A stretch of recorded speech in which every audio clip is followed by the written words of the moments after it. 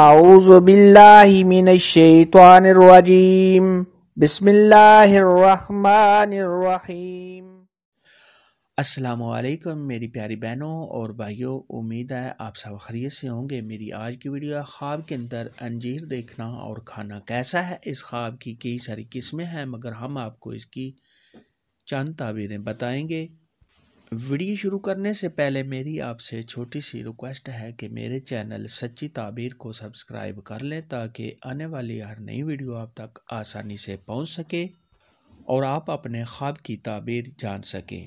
خواب کے اندر اگر کوئی شخص انجیر کا درخت دیکھے تو یہ نفع حاصل ہونے، تجارت کے بڑھنے، مال و دولت میں بے پناہ اضافہ ہونے، مگر ایسا مال حرام کاموں میں خرچ کرنے کی علامت ہے۔ حضرت امام ابن سیرین رحمۃ اللہ علیہ نے ارشاد فرمایا ہے کہ خواب کے اندر انجیر کھانا، چاہے اس کا موسم ہو یا بغیر موسم کے ہو، ہر حال میں برا ہے اور انجیر کھانے والے کو کوئی غم اور پریشانی آنے کی دلیل ہے۔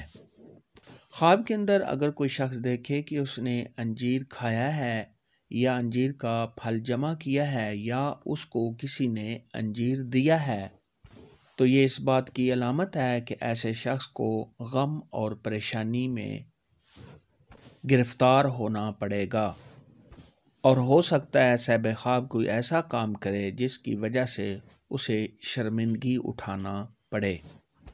حضرت ابراہیم کرمانی رحمۃ اللہ علیہ نے ارشاد فرمایا، خواب کے اندر زرد انجیر کا دیکھنا اور کھانا یہ بیماری آنے کی علامت ہے، یعنی ایسا آدمی کسی بیماری یا پریشانی میں مبتلا ہوگا۔ صاحب خواب کو چاہیے کہ صدقہ خیرات کرے کیونکہ صدقہ خیرات آنے والی مصیبت کو ٹال دیتا ہے۔ حضرت ابراہیم کرمانی رحمۃ اللہ علیہ نے ارشاد فرمایا، خواب کے اندر اگر کوئی شخص سبز انجیر کے موسم میں دیکھے تو یہ اس بات کی علامت ہے کہ ایسے آدمی کو فائدہ حاصل ہوگا۔ خواب کے اندر اگر کوئی شخص دیکھے کہ اس نے تھوڑا سا انجیر کھایا ہے تو یہ اس بات کی علامت ہے کہ صاحب خواب کو مال و دولت حاصل ہوگا اور صاحب خواب کے رزق میں بے پناہ اضافہ ہوگا۔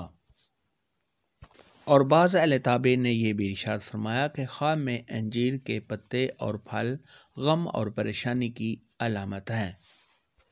خواب کے اندر سیاہ رنگ کی انجیر اس کے موسم میں خیر کی علامت ہے اور سفید رنگ کی انجیر اس سے بھی زیادہ خیر کی علامت ہے۔